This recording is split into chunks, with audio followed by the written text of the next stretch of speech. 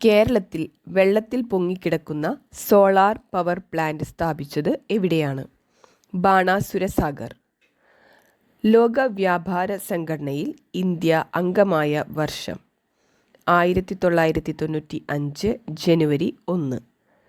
Indian ഭരണഘടനയുടെ 323A എന്ന article എന്തുമായി ബന്ധപ്പെട്ടിരിക്കുന്നു? Administrative tribunal. Kerala mark Twain എന്ന് അറിയപ്പെടുന്നത് വേങ്ങയിൽ കുഞ്ഞിരാമൻ നായർ.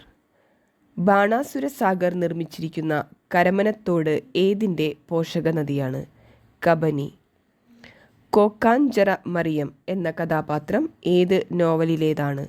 അലാഹയുടെ പെൺമക്കൾ. മണ്ണുകൊണ്ട് നിർമ്മിച്ച ഇന്ത്യയിലെ ഏറ്റവും വലിയ അണക്കെട്ട്?